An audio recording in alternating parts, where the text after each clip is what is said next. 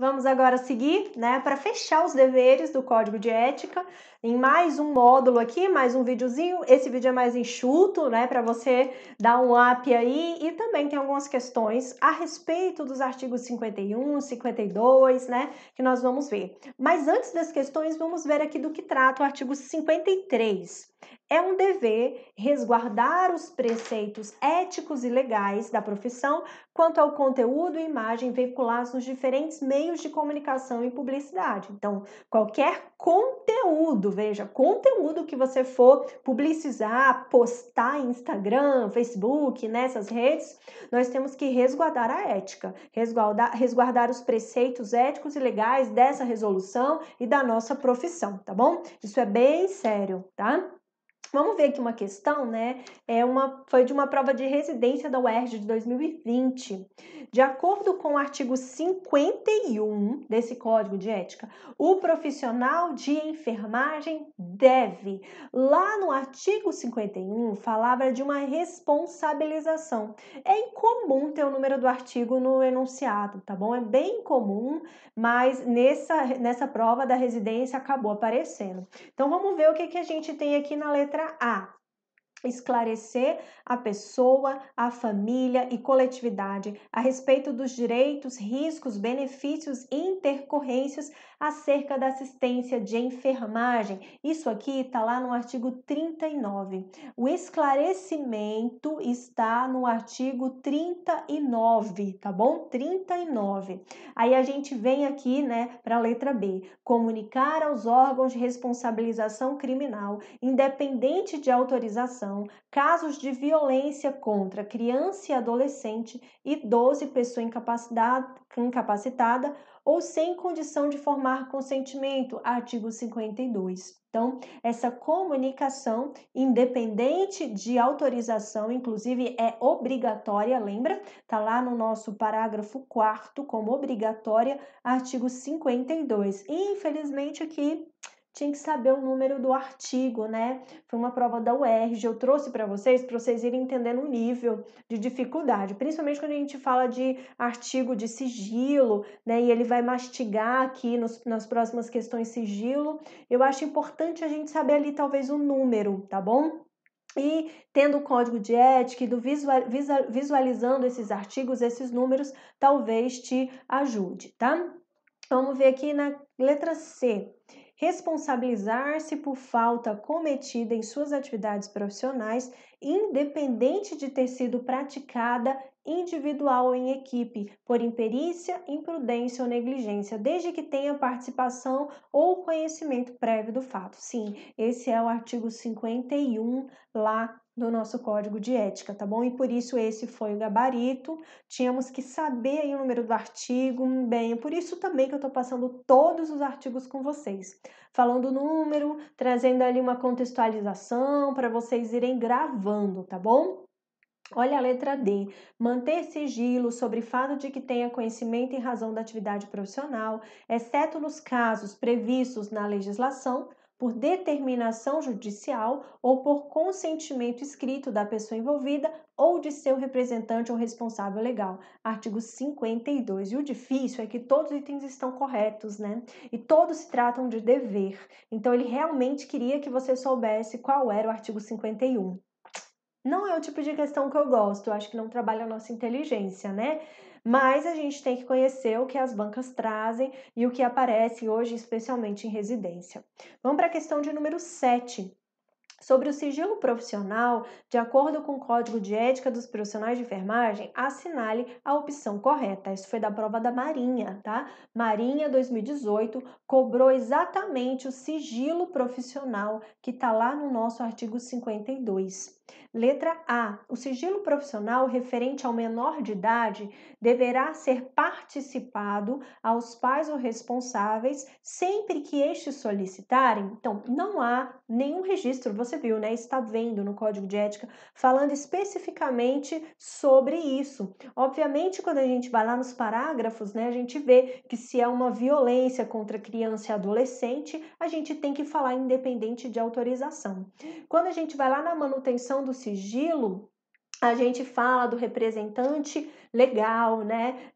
De uma pessoa que está responsabilizando, um representante legal, também envolve muitas vezes, né, nessas situações menor de idade. Então, não há algo específico sobre isso aí no nosso código de ética, mas não é sempre que esses solicitarem, né? Obviamente, a gente tem que ter essa participação, né, dos pais ou dos responsáveis quando a gente fala de menor de idade, tá bom? De menor de idade. Óbvio que se for uma violência, se for uma agressão, a gente é independente de pai ou responsável, se a gente sabe da agressão contra uma criança, independente de autorização, tá escrito lá, independente de autorização, a gente tem que ir lá e tem que comunicar aos órgãos externos. Então, o artigo 52 está bem detalhado, está bem definido, né, a respeito disso daí. Então, não é essa a opção correta. O fato sigiloso não poderá ser revelado à equipe multi, mesmo quando necessária a prestação da assistência? Não, ao contrário, né? Deverá ser revelado quando é necessário para assistência. E letra C, permanece o dever do sigilo em caso de falecimento da pessoa envolvida? Claro, parágrafo 1º, permanece sim o sigilo, mesmo que a pessoa tenha falecido. Letra D, quando o fato for de conhecimento público, o enfermeiro é desobrigado de manter o sigilo? Não, ele ainda é obrigado a manter o sigilo. Ele deve manter o sigilo. Errado, isso aqui também está no parágrafo 1º. E letra E, não compete ao enfermeiro orientar a equipe sob sua responsabilidade sobre o dever do sigilo profissional. Não há essa especificação também enquanto artigo e dever dentro do Código de Ética, tá bom? Não há, então por isso que essa também não entrou enquanto uma opção, né, correta. Mas, obviamente, compete ao gestor o RT daquele setor, oriente toda a equipe dele com relação ao Código de Ética como um todo, né? Com relação a tudo que a gente está vendo aqui, o RT, o responsável técnico, o gestor, tem que orientar a equipe, tem que se responsabilizar por tudo que acontece com essa equipe. E é por isso, né, em especial, que ele tem que orientar. Então, compete sim, tá bom? Essa orientação, compete sim. Lembrando que essa redação não está exatamente dessa forma no Código de Ética, mas, obviamente, a gente tem que orientar toda a equipe quanto a todo o Código de Ética. Isso está lá, tá? Vamos finalizar os deveres aqui, né? Temos alguns deveres para fechar, né? E aqui ele, no artigo 54, fala o seguinte: é um dever estimular e apoiar a qualificação e aperfeiçoamento técnico-científico, ético-político, socioeducativo, cultural dos profissionais de enfermagem sob sua supervisão e coordenação. Estimular e apoiar. Eu já estive em situação onde, na ocasião, eu falei com o meu gestor que eu queria fazer doutorado. Doutorado? Para quê? Para você colocar o seu título na gaveta dessa enfermaria? Ele falou dessa forma, né? Isso me estimulou, inclusive, mais ainda a fazer o doutorado, mas ele não me estimulou por querer, né? Eu que usei daquela situação para me estimular, mas ele tinha o dever de me estimular, ele tinha o dever de me apoiar. Então, se você é gestor, RT de um setor, seu profissional quer se qualificar, você tem que estimular, você tem que apoiar. Ele quer fazer um doutorado, um mestrado, uma pós, você tem que estimular, você tem que apoiar, tá bom? Artigo 54. Artigo 55, a gente já falou desse artigo, né? Mas vamos ver se você vai lembrar. É um dever aprimorar os conhecimentos técnicos, científicos, ético-políticos, socioeducativos e culturais em benefício da pessoa, família e coletividade e do desenvolvimento da profissão. Então, eu tenho que estudar quando é em benefício do outro. Agora, aprimorar os meus conhecimentos para a sustentação da minha prática, artigo 6º é um direito. Aprimorar os meus conhecimentos que dão sustentação à minha prática é um direito. Aprimorar os conhecimentos em benefício da pessoa, da família, da coletividade, aí vira um dever. Então, isso aqui faz virar um dever em benefício do outro, em benefício da pessoa, família, coletividade, vira um dever, tá bom? Artigo 56. É um dever estimular, apoiar, colaborar e promover o desenvolvimento de atividades de ensino, pesquisa e de extensão devidamente aprovados nas instâncias deliberativas, enfim, passou direitinho pelo comitê de ética, passou direitinho pela autorização do gestor principal, do diretor do hospital, então eu tenho o dever de estimular, eu tenho o dever de apoiar, eu tenho o dever de colaborar e tenho o dever de promover o desenvolvimento dessas atividades, tá bom? Se você é gestor, enfim, se você não é, se você é um enfermeiro lá do setor e você tá botando esse pesquisador para baixo, né?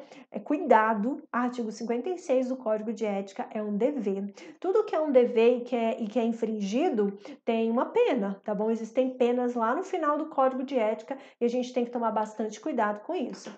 É um dever ainda cumprir a legislação vigente para a pesquisa envolvendo seres humanos, né? E a gente tem lá no nosso comitê de ética, nós temos resolução de pesquisa envolvendo seres humanos. Então, toda pesquisa que envolve seres humanos precisa passar pelo comitê de ética em pesquisa, CEP, normalmente chama CEP, né? Que é o Comitê de Ética em Pesquisa da instituição ou de alguma universidade, né? Que esteja ali vinculada a esse hospital, a essa instituição fazendo a pesquisa, tá bom? É isso que trata o 57.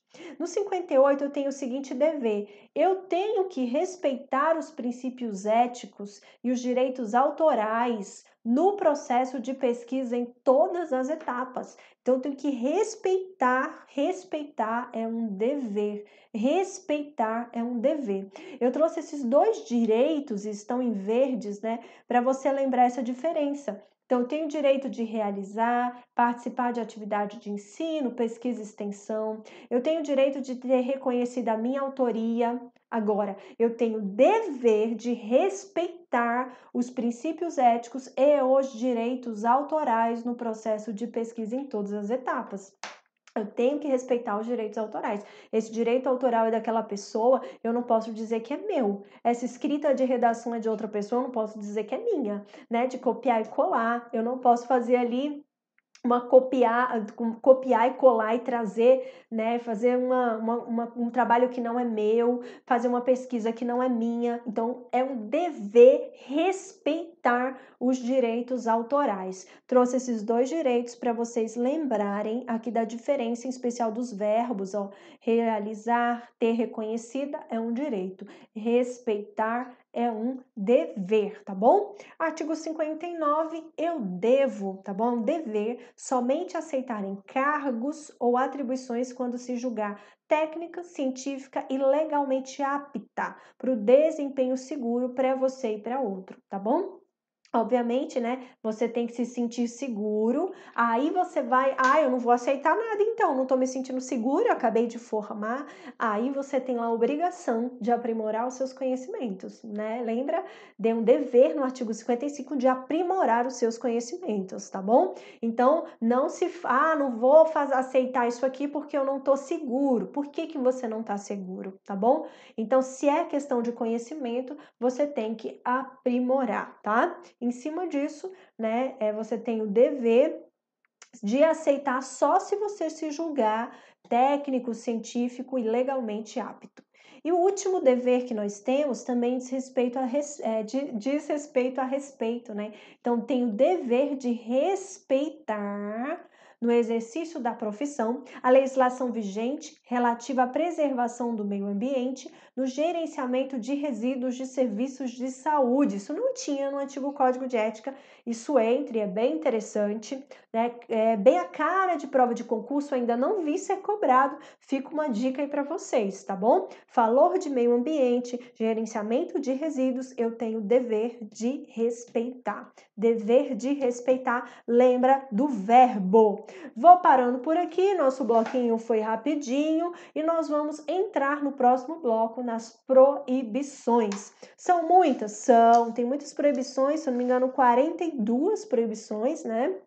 42 proibições, nós vamos trabalhar praticamente todas, se não todas as proibições do Código de Ética. Nessa mesma linha, vou trazer questões, vou trazer discussão, tem muita proibição polêmica, então a gente vai entrar em blocos polêmicos, tá bom? Segue firme.